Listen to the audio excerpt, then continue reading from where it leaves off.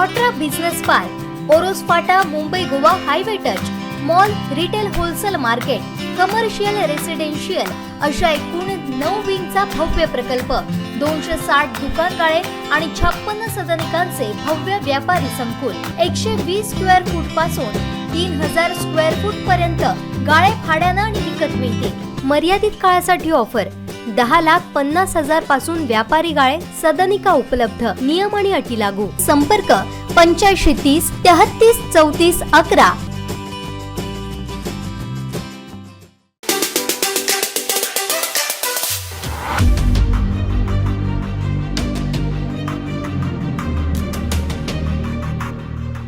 लोकांचा दोषी वाटतो आम्ही, नगर म्हणजे दोषी करतो वाटतो प्रत्येक वेळा। 6-7 वेळा एका सांगून पण आम्ही थकलो आतापर्यंत। 1.5 वर्ष झाला त्याच्या वगवडा दिलेली आहे, 2 वर्ष झाला वगवडा माका वाटतं 2022 मध्ये वगवडा, 22 ते 21 मध्ये वगवडा, तरी पण अजून काम होणार नाही। साहेब समाधान म्हणजे गेले 1.5 वर्ष आम्ही इकडे नगर आपल्या बांधकाम खात्यामध्ये येतोय। नगर शहरातले जे रस्ते आहेत रस्त्याची दुरवस्था तुम्हाला सर्व पत्रकारांना पण ठाऊक आहे काय झालेली आहे। वारंवार यांना सांगितले गॅस पाईपलाईनचं काम सांगत होते, गॅस पाईपलाईनचं काम आता होऊन पण 2 महिने झाले तरी देखील त्या रस्त्याची कामं झाली नाही। जे व्यापारी आहेत, जे नागरिक आहेत, त्यांचा आक्रोश आम्ही नगरपंचायतीवर येतोय, नगराध्यक्ष माझ्यावर येतोय। हे सर्व असताना यांना सांगून वारंवार मी ई मॅडमला पण, जाधव मॅडमला पण सांगितलं, बडे रावसाहेबांना सांगितलं, विजय चव्हाण रावसाहेबांना सांगितलं। दर आठवड्याला मी फॉलोअप घेतोय, रस्ता कधी होणार, मला बोलतात 8 दिवसांनी होणार, मला 8 दिवसांनी होणार। 8 दिवस करून 4 महिने गेले तरी अजून देखील रस्ता झालेला नाही। आणि जे काही विरोधक आहेत ते आमच्यावर चिखलफेक करतायत की ते रस्ता बांधकाम खात्याचा आहे की नगरपंचायतचा आहे म्हणून। बांधकाम खात्या पूर्णपणे जबाबदार असताना देखील एवढं त्यांना वारंवार सांगून पण रस्ता होत नाही। आम्ही आज असा पवित्र घेतलाय, जोपर्यंत नगरपंचायत आपल्या हद्दीमध्ये जे रस्ते आहेत ते सुरू होत नाही, काम जे सुरू होत नाही तोपर्यंत आम्ही उठणार नाही। आणि जो करायचा रस्ता आहे आपला मार्केट मधला मेन जो रस्ता खराब झालाय तो ठेवलाय रस्ता आणि पुढे काम सुरू केलंय शहर सोडून। हे काय मुद्दाम जाणीवपूर्वक करतायत, ते काय करताय बांधकामाचं मला माहित नाही। काय विचारतो, एक्झॅक्ट एक्सकव्हेशन किती आहे पाईपलाईनचं आणि किती फुटावर तो पाईप पाहिजे, मेन पाईप आणि त्याच्यावर जो येल्लो पाईप आहे तो आता कुठे 6 फूटवर आहे, कुठे 3 फूटवर आहे, कुठे 1.5 फूटवर आहे। मग ह्याला जबाबदार कोण? उद्या सकाळी पाईप लिकेज झाला, तिकडच्या नागरिकांना त्याचा त्रास होणार आहे, जीवाशी खेळतात हे लोक। आणि आम्ही ह्याचा पाईप घालण्यासाठी, गटारचा पाईप घालण्यासाठी खोदकाम रात्री सुरू करत होतो, त्यावेळी 1.5 फुटावर आम्हाला तो पाईप लागला, त्यामुळे आम्हाला काम बंद करावं लागलं। त्याला जबाबदार कोण आहे?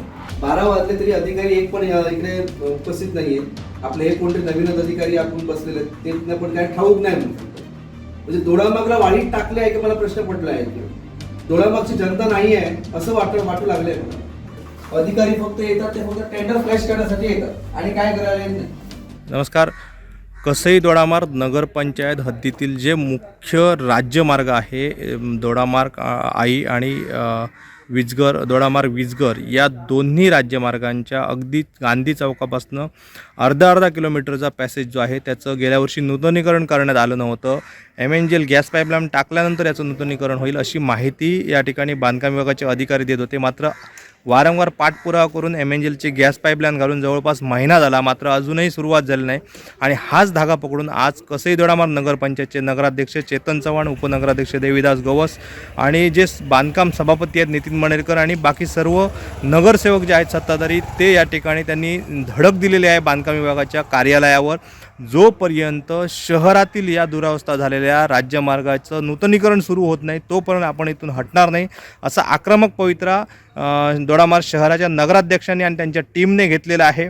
आत्ता जे काम सुरू आहे ते शहर सोडून अन्य ठिकाणी केलं जातं आहे आणि अतिशय ही दुर्दैवाची बाब, अशा प्रकारचा संताप हे संपूर्ण जे सत्ताधारी मंडळ आहेत ती व्यक्त करत आहेत।